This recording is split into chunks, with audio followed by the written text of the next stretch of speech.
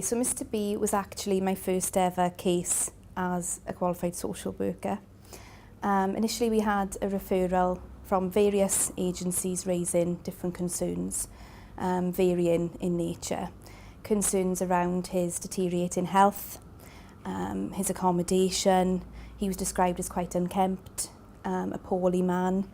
He was struggling to look after his cat, and the pressure was on really to say that he needed alternative accommodation, and people felt that he needed to be in a care home as opposed to his own home. Well, the first time I met Mr B, he looked quite deflated. He didn't really speak much. He looked quite sad, if I'm honest. He had quite a long beard, he had long hair. He initially was quite reluctant to engage with me. He had a lot of support in the past from various services. When I sat down, I simply said, "How are you?" Use simple language, make it about the person.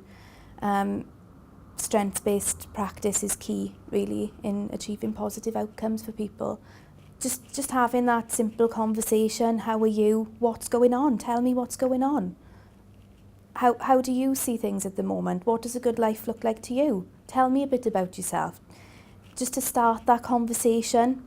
So even though I had all of the information from previous agencies and I was mindful of that information, you need to start with the positives. You need to start with what the person feels, what the person wants. And he simply told me that he loved his cat. He didn't care about his health. He was refusing hospital admissions.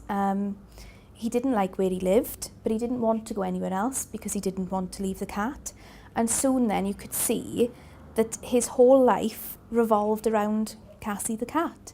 And when you focused on what mattered to him and you focused on the cat, everything else around him almost solved itself because he felt better. His well-being was improving. And I think at that point in time, he was very much saying to me, "Isn't it funny, Luce, that people think that they can say to you what you need? Why are people telling me what I need? Why isn't anybody asking me what I want or how I see things or how I feel about things?" And I think when you make that shift, it just creates positive outcomes for people. And that's what it's all about, really, isn't it? It's about empowerment. If we go in and we have that preconceived idea of what people need, that won't achieve positive outcomes, and that's actually disempowering people.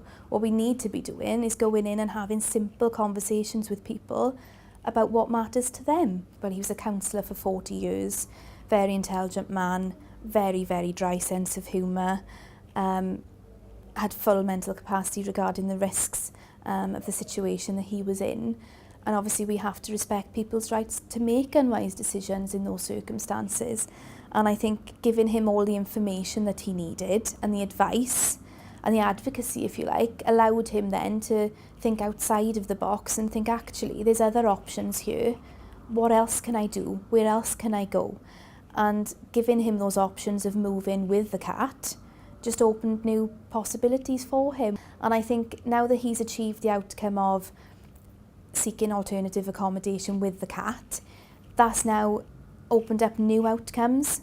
So he's evolving, his life is improving in a way that he wouldn't have seen at the beginning of my involvement. It's been a long journey. It wasn't so easy in the beginning.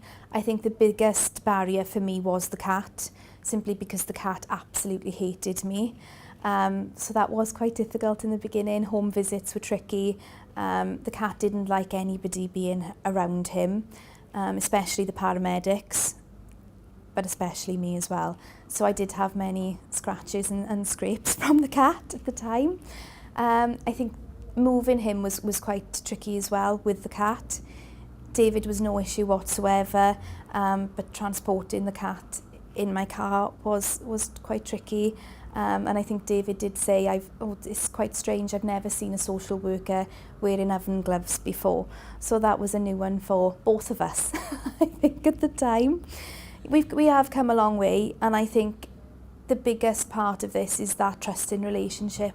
It's just about spending time with people, getting to know them, And if you go in thinking you know what they need, it just creates that barrier straight away. They don't want to engage with you.